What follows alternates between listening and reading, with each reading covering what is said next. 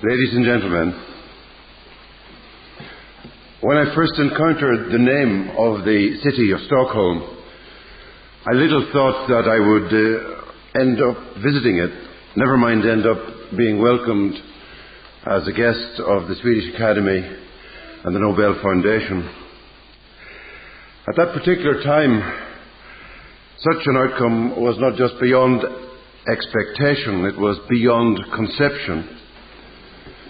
In the 1940s, when I was the eldest child of an ever-growing family in rural County Derry, we crowded together in 3 rooms of a traditional thatched farmstead and lived a kind of den life, which was more or less emotionally and intellectually proofed against the outside world.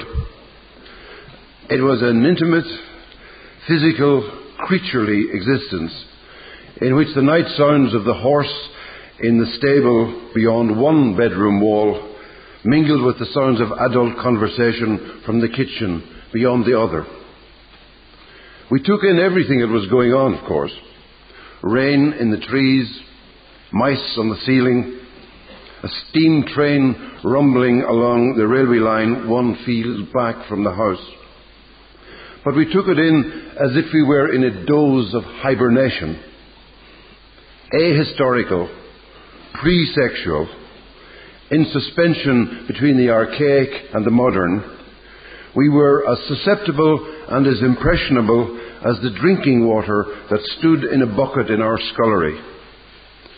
Every time a passing train made the earth shake, the surface of that water would ripple delicately, concentrically, and in perfect silence. But it wasn't only the earth that shook for us. The earth, the air around and above us was alive and signalling also. When a wind stirred the beeches, it also stirred the aerial wire attached to the topmost branch of the chestnut tree. Down it swept, in through a hole bored in the corner of the window frame, right on into the innards of our wireless set, where a little pandemonium of burbles and squeaks would suddenly give way to the voice of the BBC newsreader, speaking out of the unexpected like a deus ex machina. And that voice, too, we could hear in our bedroom, transmitting from beyond and behind the voices of the adults in the kitchen. Just as we could often hear, behind and beyond every voice, the frantic, piercing signalling of Morse code. We could pick up the names of our neighbours being spoken in the local accents of our parents, and in the resonant English tones of the newsreader, the names of bombers and of cities bombed, of war fronts and of army divisions, of numbers of planes lost and of prisoners taken, of casualties suffered and advances made.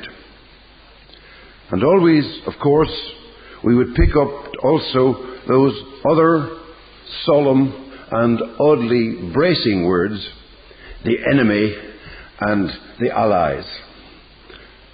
But even so, none of the news of these world spasms entered me as terror. If there was something ominous in the newscasters' tones, there was something torpid about our understanding of what was at stake. And if there was something culpable about such political ignorance at that time, there was something positive about the security I inhabited as a result of it. The wartime, in other words, was pre-reflective time for me, pre-literate, prehistorical in a way. Then, as the years went on and my listening became more deliberate, I would climb up on the arm of the big sofa to get my ear closer to the wireless speaker. But it was not still news that interested me. What I was after was the thrill of a story, such as a detective serial about a British special agent called Dick Barton. Sort of an Irish name, come to think of it. Or perhaps a radio adaptation of Captain W.E. Jones's adventure tales about an RAF flying ace called Biggles. Now that the other children were older, of course, there was much more going on in the kitchen. So I had to get close to the actual radio set in order to concentrate my hearing. And in that intent proximity to the dial, I grew familiar with the names of foreign stations, of Leipzig and Oslo and Stuttgart and Warsaw and, of course, with Stockholm. I also got used to hearing short bursts of foreign languages as the dial hand swept round from BBC to Radio Éireann, as Irish radio was called then, from the intonations of London to the intonations of Dublin. And even though I didn't understand what was being said in those first encounters with the gutturals and sibilants of European speech, I had already begun a journey into the wideness of the world. This, in turn, became a journey into the wideness of language, a journey where each point of arrival, whether in one's poetry or one's life, each point of arrival turned out to be a stepping stone rather than a destination. And it is that journey which has brought me now to this honoured spot. And yet the platform here feels to me more like a space station, really, than a stepping stone. So that is why, for once in my life, I am permitting myself the luxury of walking on air.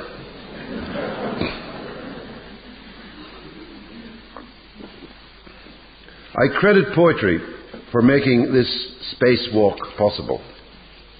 I credit it immediately because of a line I wrote fairly recently, encouraging myself and whoever else might be listening to do just that. Walk on air against your better judgment, the line said.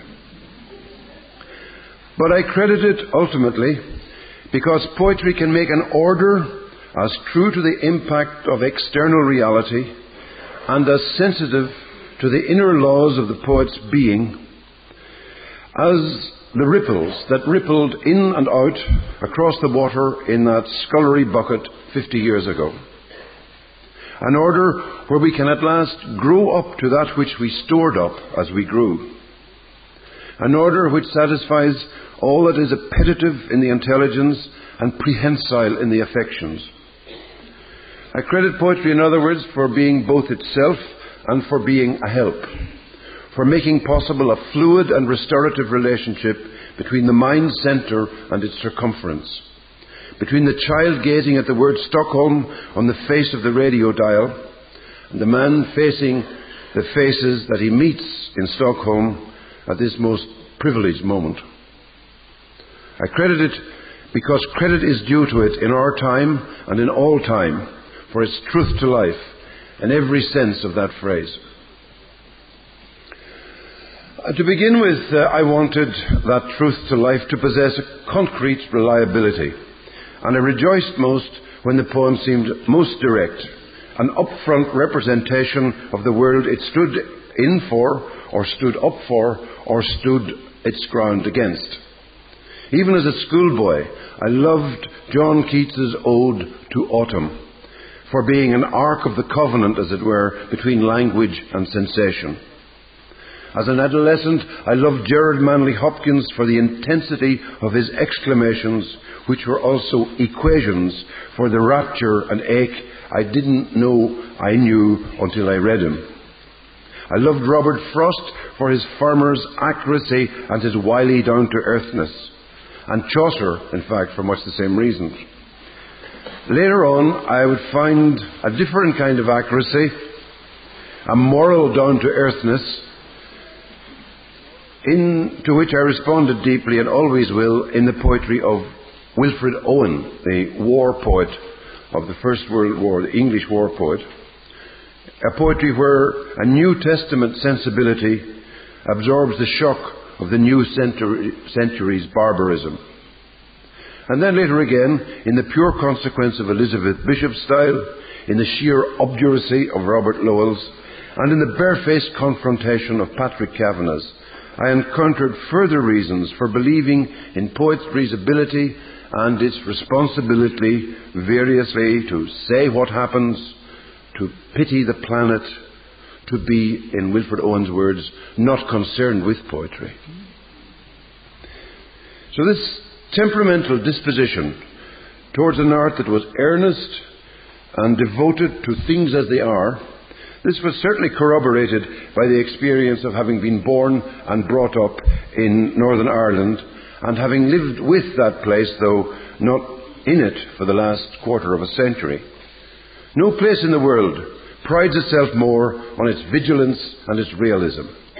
No place considers itself more qualified to censure any flourish of rhetoric or any extravagance of aspiration. So partly as a result of having internalized these attitudes, and partly as a result of growing a skin to protect myself against them, I went for years half avoiding and half resisting the opulence and extensiveness of poets as different as Wallace Stevens and Rainer Maria Rilke, crediting insufficiently the brilliance, the inwardness, the crystalline inwardness of Emily Dickinson, all those forked lightnings and fissures of association, missing the visionary strangeness even in T.S. Eliot. And these more or less costive attitudes that I had in the beginning were fortified by a refusal to grant the poet any more license than any other citizen, and further induced by having to conduct oneself, as the years went on, having to conduct oneself in a situation of ongoing political violence and public expectation.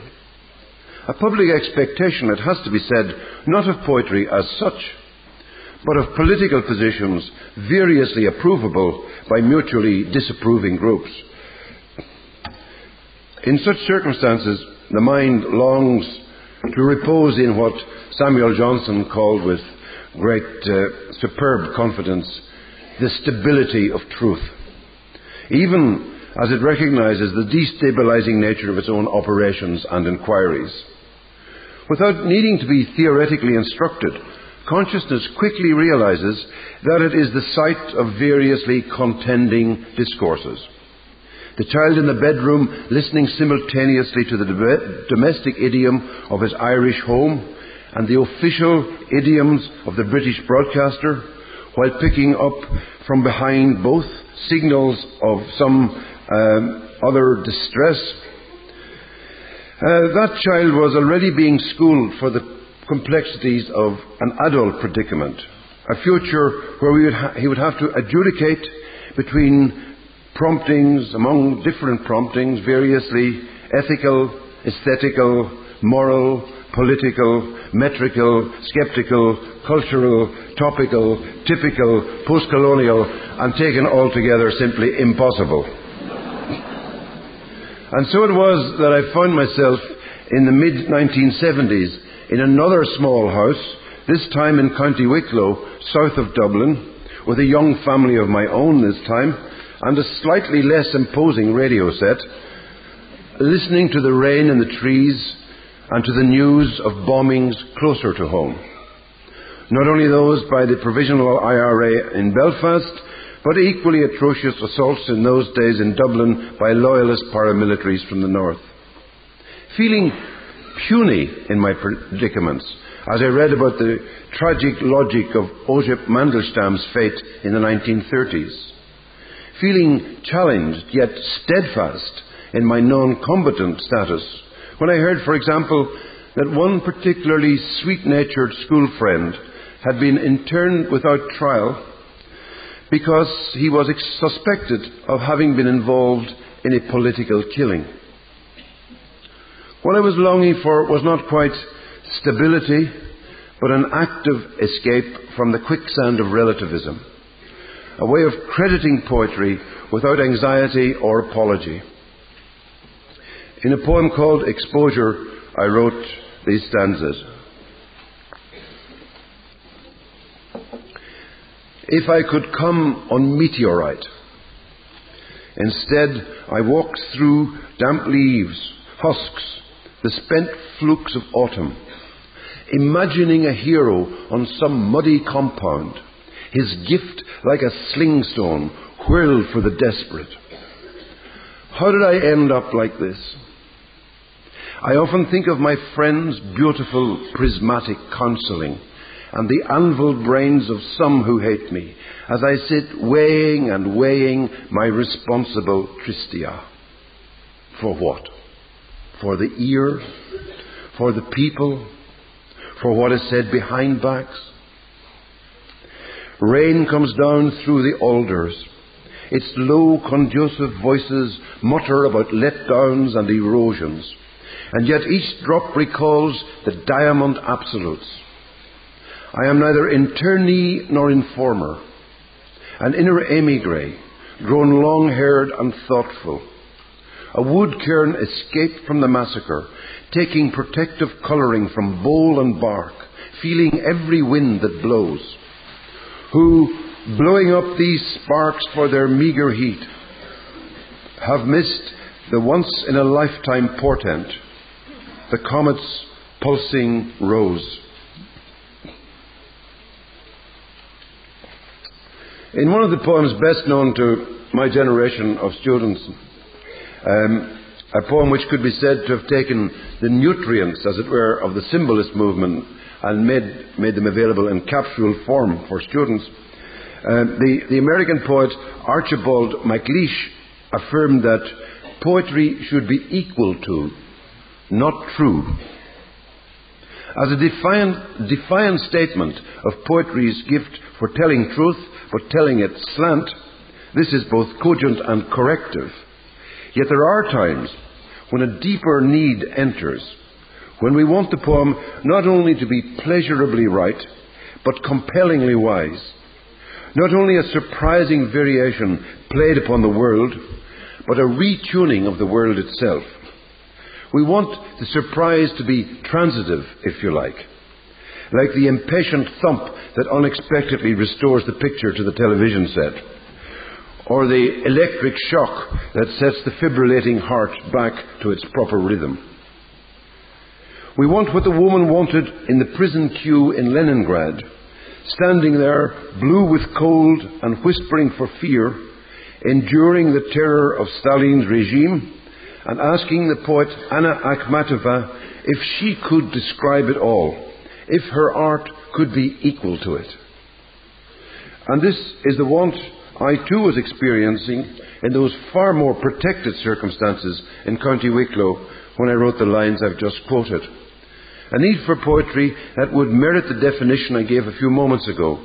Poetry as an order true to the impact of external reality and sensitive to the inner laws of the poet's being. The external reality and inner dynamic of happenings in Northern Ireland between 1968 and 1974 were symptomatic of change. Violent change, admittedly, but change nevertheless.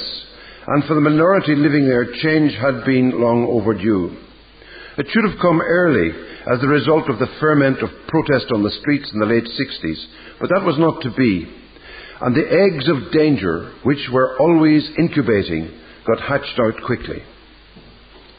When the Christian moralist in oneself was impelled to deplore the atrocious nature of the IRA's campaign of bombings and killings, and the, so to speak, mere Irish in oneself was appalled by the ruthlessness of the British Army on occasions like Bloody Sunday in Derry in 1972. The minority citizen in oneself, the one who had grown up conscious that his group was distrusted and discriminated against in all kinds of official and unofficial ways, this citizen's perception was at one with the truth, the poetic truth of the situation, in recognising that if life in Northern Ireland were ever really to flourish, change had to take place. But that citizen's perception was also at one with the truth in recognising that the very brutality of the means by which the IRA was pursuing change was destructive of the trust upon which new possibilities would have to be based.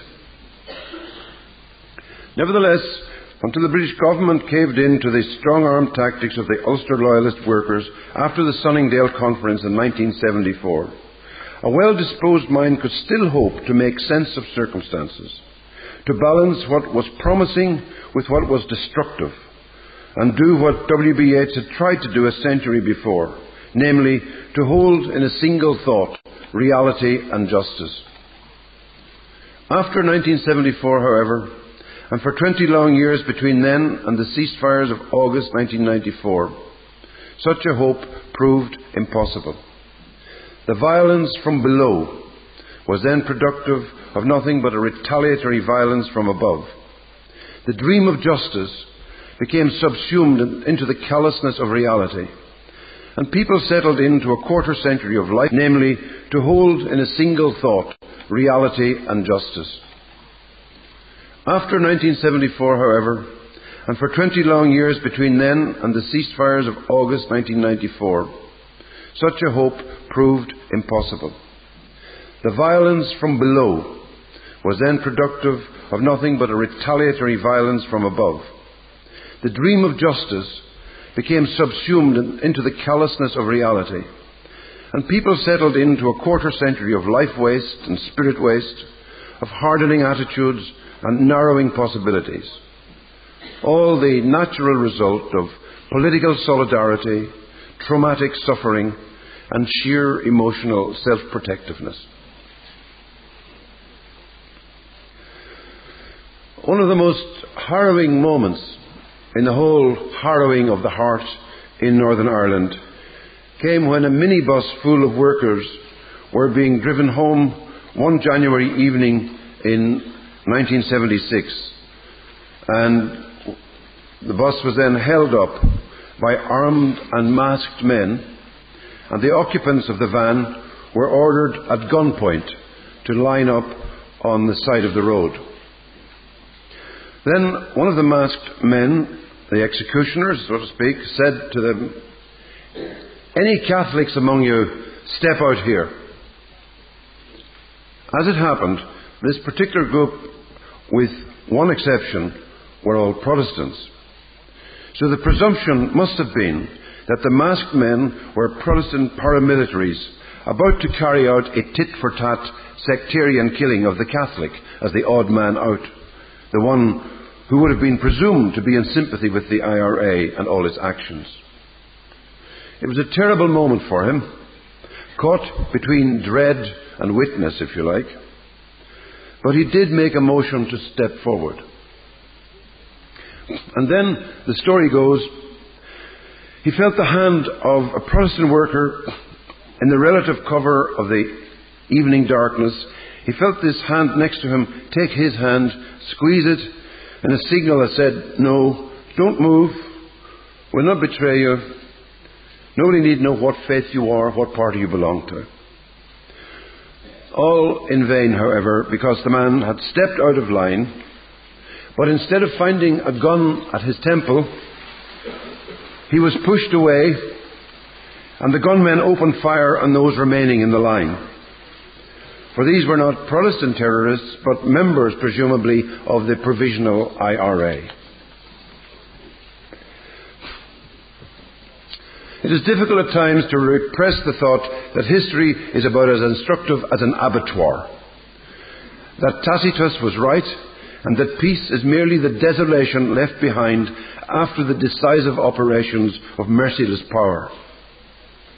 I remember, for example, shocking myself with the thought I had about that friend who was imprisoned in the 70s on suspicion of having been involved in political murder. I shocked myself by thinking that even if he were guilty, he might still perhaps be helping the future to be born, breaking the repressive forms, liberating new potential in the only way that worked. That is to say, the violent way, which therefore became, by extension, the right way. It was like a moment of exposure to interstellar cold, as it were. A reminder of the scary element in which, inner element and outer element, in which human beings must envisage and conduct their lives. But it was only a moment. The birth of the future we desire is surely in the contraction that terrified Catholic felt on the roadside when another hand gripped his hand. It is not in the gunfire that followed, so absolute and so desolate. if also so much a part of the music of what happens.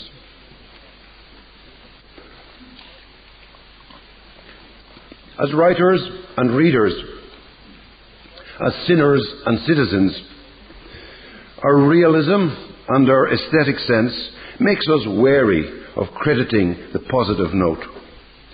The very gunfire braces us, and the atrocious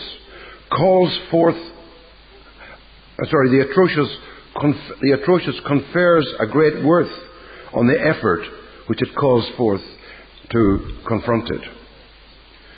We are rightly in awe of the torsions in the poetry of Paul Celan, and we are rightly enamoured also of the suspiring voice in Samuel Beckett, because these are evidence that art can rise to the occasion and somehow be the corollary of Celan's stricken destiny as a Holocaust survivor and of Beckett's demure heroism as a member of the French resistance. Likewise, we are rightly suspicious of that which gives too much consolation in these circumstances. The very extremity of our late 20th century knowledge puts much of our cultural heritage to an extreme test. Only the very stupid or the very deprived can any longer help knowing that the documents of civilization have been written in blood and tears no less real for being very remote.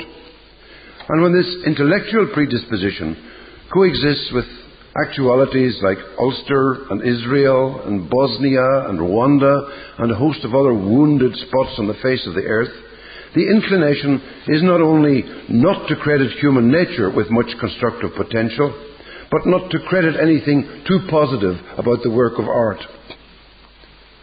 Which I think is why for years I was bowed to the desk like some monk bowed over his prie-dieu, some dutiful contemplative pivoting his understanding in an attempt to bear his portion of the weight of the world, knowing himself incapable of heroic virtue or redemptive effect, but constrained by obedience to the rule to repeat the effort and to repeat the posture, blowing up the sparks for a meagre heat, as it were, forgetting faith, if you like, straining towards good works, attending insufficiently to the diamond absolutes, among which absolutes must be counted the sufficiency of that which is absolutely imagined.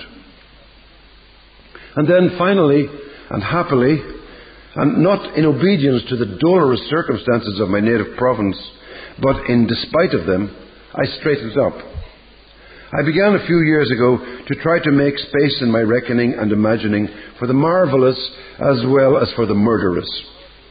And once again, I'll try to represent the import of that changed orientation with a story out of Ireland. This is a story of another monk, a monk called St. Kevin, holding himself up valiantly in the posture of endurance. It's said that once upon a time St. Kevin was kneeling with his arms stretched out in the form of a cross in Glendalough. It's one of the most beautiful, most wooded, watery places in Ireland. A place which we lived close to when we lived in Wicklow. At any rate, as Kevin knelt and prayed with his arms stretched out, a blackbird mistook his outstretched hand for some kind of roost. And the blackbird swooped down upon it, laid a clutch of eggs in it, and proceeded to nest in it as if it were the branch of a tree. So then Kevin was constrained by his faith in his love of all things great and small, his pity for life, his tenderness towards it. This made Kevin stay immobile for hours and days and weeks, holding his hand out until the eggs were hatched and the young fledglings were able to fly away. Kevin was there, true to life, if subversive of common sense, if you like, at the intersection between natural process and the glimpsed ideal, at one and the same time a signpost and a reminder, manifesting that order of poetry where we can at last grow up to that which we stored up as we grew. St. Kevin's story is, as I say, a story out of Ireland, but it strikes me it could equally well have come out of India or Africa or the Arctic or the Americas. By which I don't mean simply to consign it to the typology of folk tales or to dispute its value by questioning its culture-bound status within a multicultural context. On the contrary, I think the trustworthiness and the travel-worthiness of this story have to do with its local setting. I can indeed, of course, imagine it nowadays, this story being deconstructed as a paradigm of colonialism, with Kevin figuring as the benign imperialist, or the missionary in the wake of the imperialist, the one who intervenes and appropriates the indigenous life and interferes with the pristine ecology. And I have to admit, indeed, that there is an irony in the fact that it should have been such a one who recorded and preserved this instance of the true beauty of the Irish heritage. Kevin's story, after all, appears in the writings of a Norman chronicler, Giraldus Cambrensis, Gerald the Welshman, one of the people who invaded Ireland in the 12th century, one of the people whom the Irish language analyst Geoffrey Keating, Shafrin O'Keating, would call 500 years later, this was Keating's description of Cambrensis, the bull of the herd of those who wrote the false history of Ireland. But even so, I cannot still persuade myself that this manifestation of early Christian civilization should be construed all that simply as a way into whatever is exploitative or barbaric in our history, past and present. The whole conception strikes me rather as being another example of the kind of work I saw a few weeks ago in the small museum in Sparta in Greece on the morning before the news of this year's Nobel Prize in Literature was announced. This was art which sprang from a cult very different from the faith espoused by St. Kevin. Yet in it there was a representation of a roosted bird and an entranced beast and a self-enrapturing man. Except that this time the man was Orpheus, and the rapture came from music rather than from prayer. The work itself was a small carved relief, and I couldn't help making a sketch of it. And neither could I help copying out the information which was on the card that identified the exhibit and was pinned on the wall beside it. The image moved me, of course, because of its durability and its antiquity. But the description on the card moved me also, because it gave a name and it gave credence to that which I myself have been engaged upon for the past 3 decades. Votive panel, the identification card said, possibly set up to Orpheus by local poet. Local work of the Hellenistic period.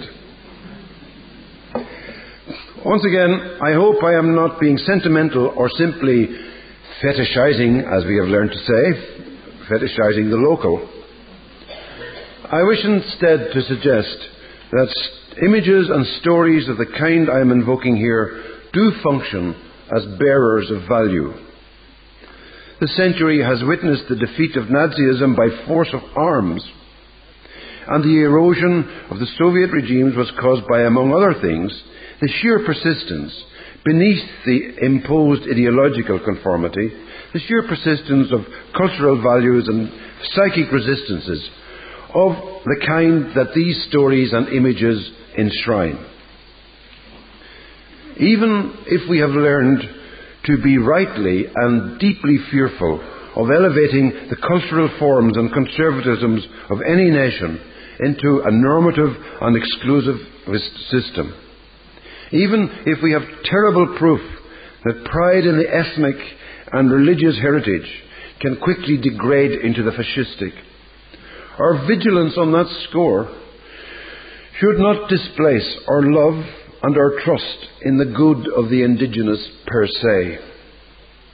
On the contrary, a trust in the staying power and the travel-worthiness of such good should encourage us to credit the possibility of a world where respect for every tradition will issue in the creation and maintenance of salubrious political space.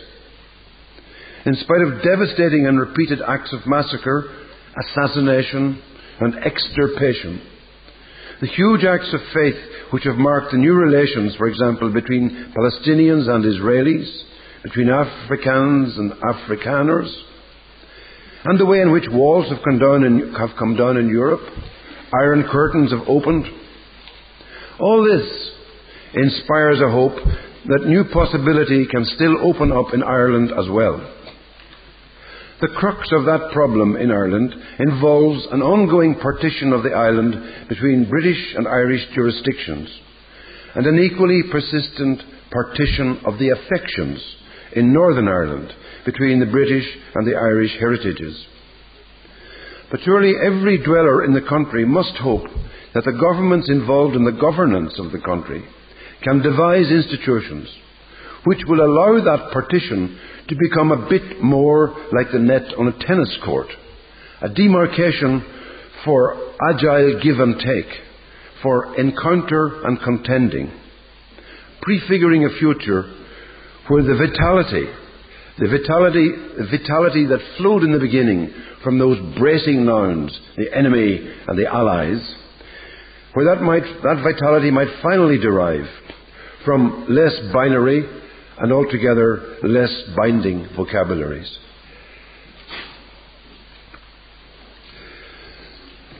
When the poet W.B. Yeats stood on this platform more than 70 years ago, Ireland was emerging from the throes of a traumatic civil war that had followed fast on the heels of a war of independence fought against the British. The struggle that ensued had been brief enough. It was over by May 1923, some 7 months before Yeats sailed for Stockholm. But it was bloody, savage and intimate, and for generations to come it would dictate the terms of the politics of the 26 independent counties of Ireland, that part of the island known first of all as the Irish Free State and then subsequently as the Republic of Ireland. Yeats barely alluded to the Civil War or the War of Independence in his Nobel speech. Nobody understood better than he the connection between the construction or destruction of political order and the founding or foundering of cultural life. But on that occasion, he chose to talk instead about the Irish dramatic movement.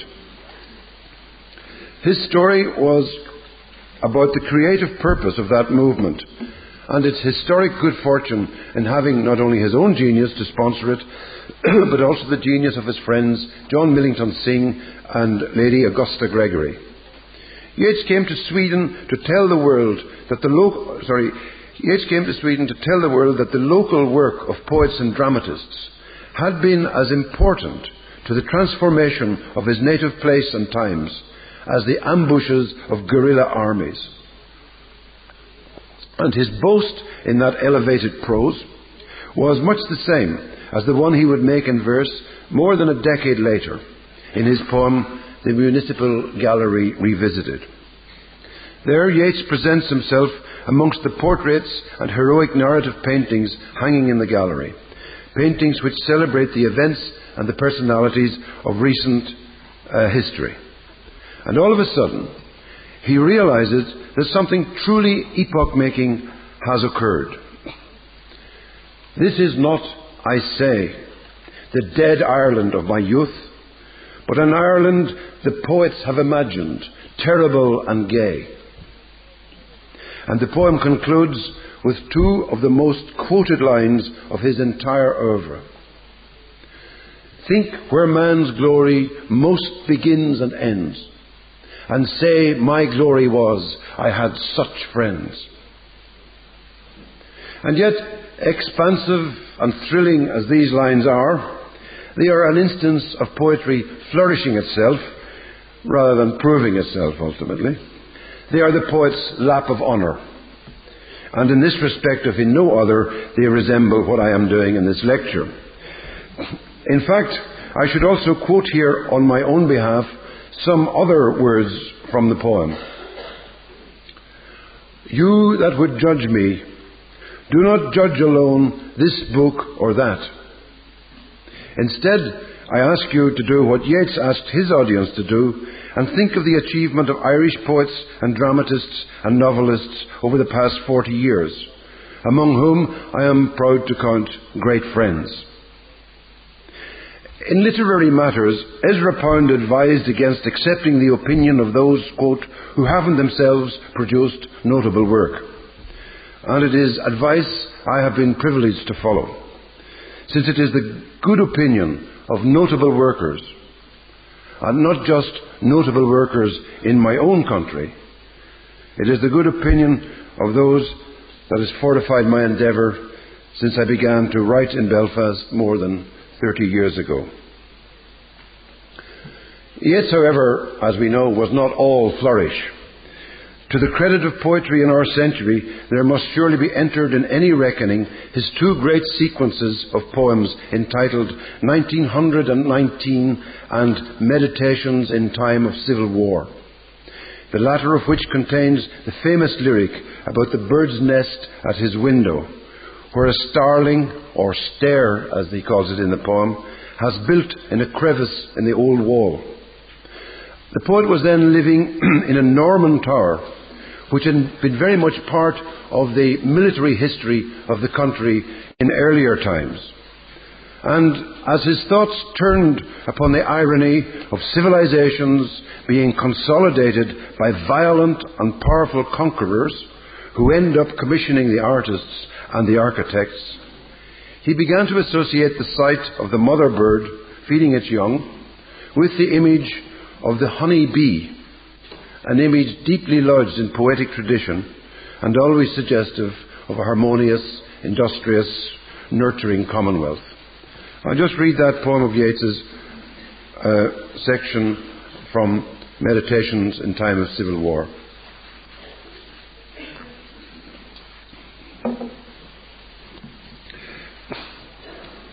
The bees build in the crevices of loosening masonry, and there the mother birds bring grubs and flies. My wall is loosening. Honey bees, come build in the empty house of the stair. We are closed in, and the key is turned on our uncertainty. Somewhere a man is killed or a house burned, yet no clear fact to be discerned. Come build in the empty house of the stair. A barricade of stone or of wood, some 14 days of civil war. Last night they trundled down the road that dead young soldier in his blood. Come build in the empty house of the stair. We had fed the heart on fantasies. The heart's grown brutal from the fair. More substance in our enmities than in our love. O honey bees, come build in the empty house of the stair. I've heard this poem repeated often, in whole or in part, by people in Ireland over the past 25 years. And no wonder, because it is as tender-minded towards life as St. Kevin was, and as tough-minded about what happens in and to life as Homer. The poem knows that massacre will happen again on the roadside, that the workers in the minibus are going to be lined up and shot just after quitting time. But it also credits as a reality the squeeze of the hand, the actuality of sympathy and protectiveness between living creatures. It satisfies the contradictory needs which consciousness experiences at times of extreme crisis. The need on the one hand for a truth-telling that will be hard and retributive, and on the other hand, the need not to harden to a point the need for the mind not to harden to a point where it denies its own yearnings for sweetness and trust. It is a proof that poetry can be equal to and true at the same time.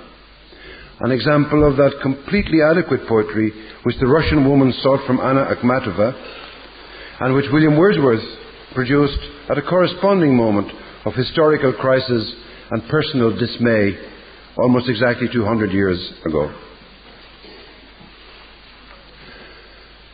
When the bard Demodocus sings of the fall of Troy and the slaughter that accompanied it, Odysseus weeps, and Homer says that his tears were like the tears of a wife on a battlefield, weeping for the death of a husband fallen in the defence of the city. His famous epic simile continues in Robert Fitzgerald's translation as follows. At the sight of the man panting and dying there, she slips down to enfold him, crying out, then feels the spears prodding her back and shoulders, and goes bound into slavery and grief. Piteous weeping wears away her cheeks, but no more piteous than Odysseus' tears, cloaked as they were now from the company. Even today, 3,000 years later, as we channel surf over so much live coverage of contemporary savagery, highly informed, but nevertheless in danger of growing immune, familiar to the point of over-familiarity with old newsreels of the concentration camp and the gulag, even today Homer's image can still bring us to our senses. The callousness of those spear shafts on the woman's back and shoulders survives time and translation. The image has that documentary adequacy which answers all that we know about the intolerable. But there is another kind of adequacy which is specific to lyric poetry. This has to do with the temple inside our hearing, as Rilke called it, which the passage of the poem calls into being. It is an adequacy deriving from what Mandelstam called the steadfastness of speech articulation, from the resolution and independence that the entirely realized poem sponsors. This has as much to do with the energy released by linguistic fission and fusion, with the buoyancy generated by cadence and tone and rhyme and stanza. It has as much to do with that as it has to do with the poem's concerns or the poet's truthfulness. In fact, in lyric poetry, truthfulness becomes recognizable as a ring of truth within the medium itself. And it is that unappeasable pursuit of this note, a note tuned to its most extreme in Emily Dickinson and Paul Celan, and orchestrated to its most opulent in John Keats. It is this which keeps the poet's ear straining to hear the totally persuasive voice behind all the other informing voices. Which is a way of saying, I have never really quite climbed down off the arm of that sofa from the speaker or the wireless. I may have grown more attentive to the news and more alive to the world history and the world's sorrow behind it. But the thing uttered by the speaker I strain towards is still not quite a story. It's still not the story of what's going on. It is more reflexive than that, because as a poet, I am in fact straining towards a strain, in the sense that the effort is to repose in the stability conferred by a musically satisfying order of sounds. As if the ripple at its widest desired to be verified by a reformation of itself, to be drawn in and drawn out through its point of origin. I also strain towards this in the poetry I read, and I find it, for example, in the repetition of that refrain of Yeats's, "Come build in the empty house of the stair," with its tone of supplication, its pivots of strength in the words build and house, and its acknowledgement of dissolution in the word empty. I find it in the triangle of forces held in equilibrium in the triple rhyme of fantasies, enmities, and honey bees, and in the sheer in-placeness of the whole poem as a given form within language. Poetic form is the ship and the anchor. It is at once a buoyancy and a holding, allowing for the simultaneous gratification of whatever is centrifugal and centripetal in mind and body. And it is by such means that Yeats's work does what the necessary poetry always does, which is to touch the base of our sympathetic nature, while taking in at the same time the unsympathetic reality of the world to which that nature is constantly exposed. The form of the poem, in other words, is crucial to poetry's power to do the thing which always is and always will be to poetry's credit. The power, that is, to persuade that vulnerable part of our consciousness of its rightness, in spite of the evidence of wrongness all around it. The power to remind us that we are hunters and gatherers of values, that our very solitudes and distresses are creditable, insofar as they too are an earnest of our veritable human being. Thank you very much.